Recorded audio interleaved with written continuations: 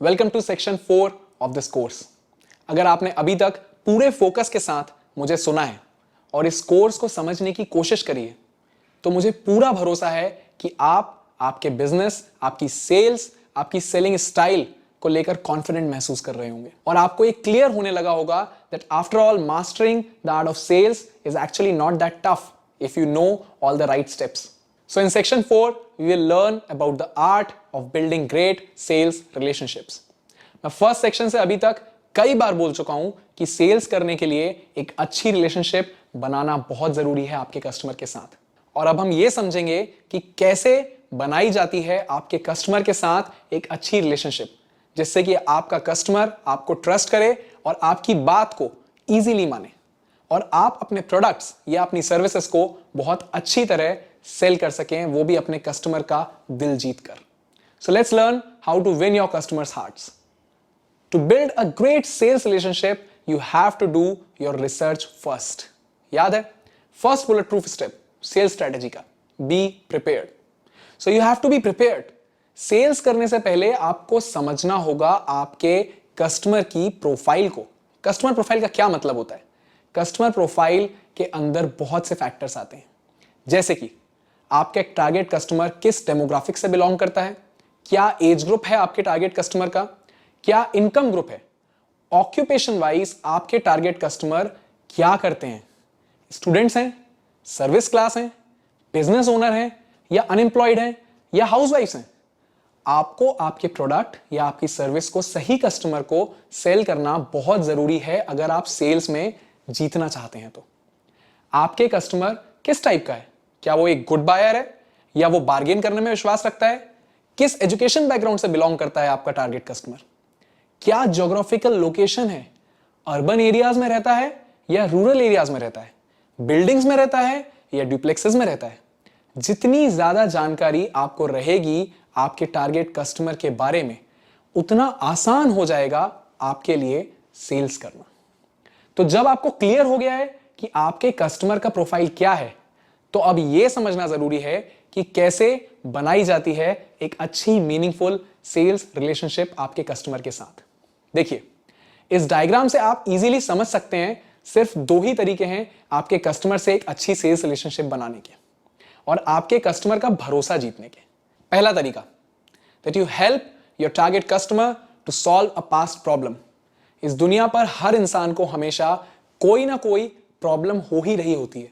आपको यह find out करना है कि आपका प्रोडक्ट या आपकी सर्विस कैसे किसी कस्टमर की किसी पास्ट प्रॉब्लम को सॉल्व कर सकता है और आपको आपके कस्टमर की हेल्प करनी है उसको सॉल्यूशन देने में।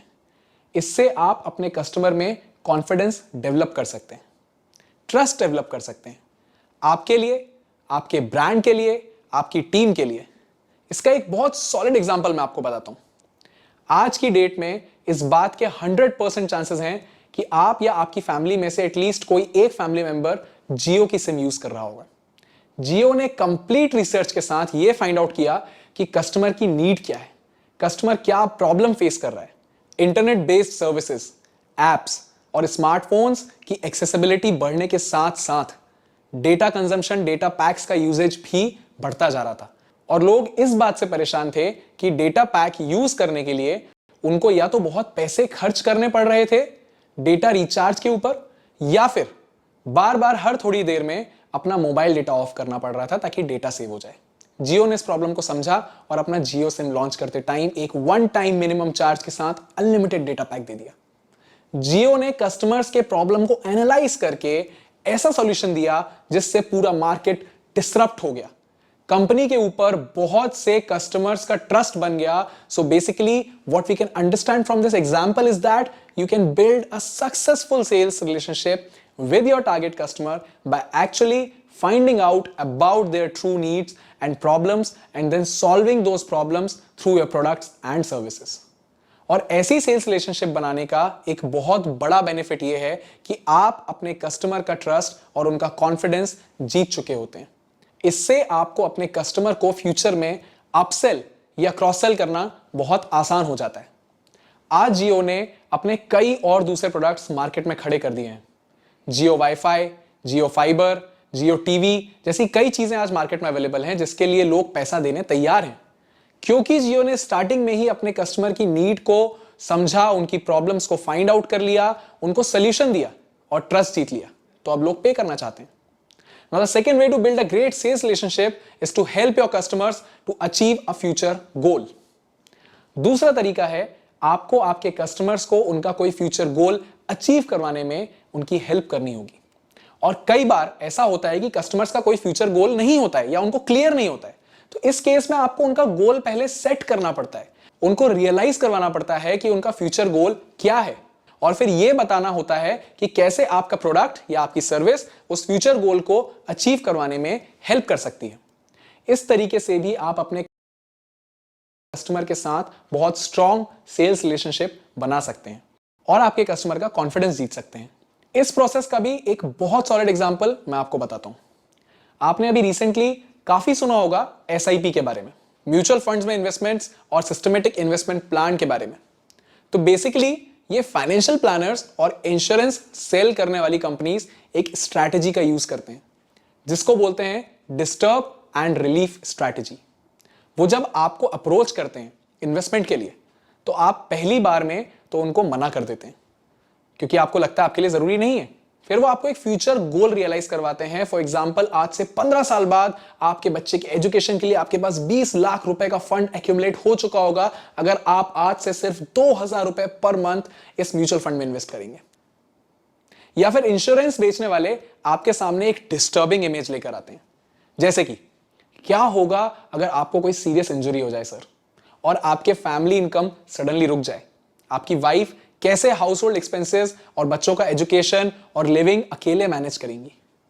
फिर वो आपको रिलीफ देते हैं ये बताकर कि आप अपनी फैमिली का फ्यूचर बहुत इजीली सिक्योर कर सकते हैं सिर्फ 999 रुपए पर मंथ इन्वेस्ट करके, और आप टेंशन फ्री रह सकते हैं। इस तरीके से ये कंपनीज आपको ऐसा फ्यूचर गोल सेट करके देती हैं जिसके बारे में आपने कभी सोचा ही नहीं था।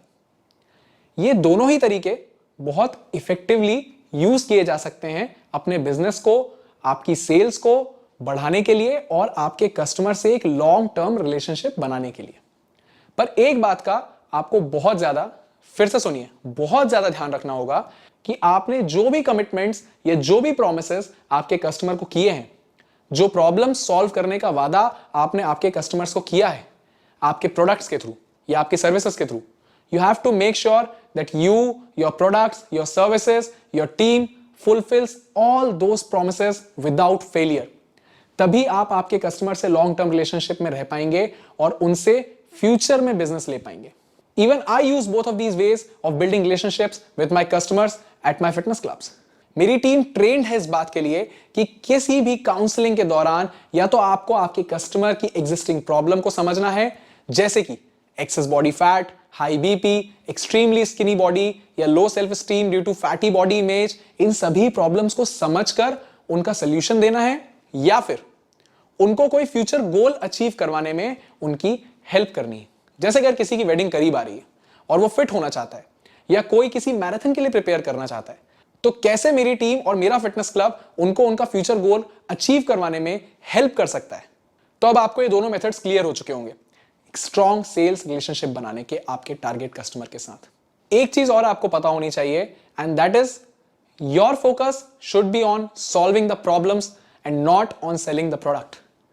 आपको अगर आपके कस्टमर का ट्रस्ट जीतना है, उनका भरोसा जीतना है, तो यह बहुत जरूरी है कि आपके कस्टमर को यह महसूस हो कि आप जेन्युइनली उसकी हेल्प करना चाहते हैं।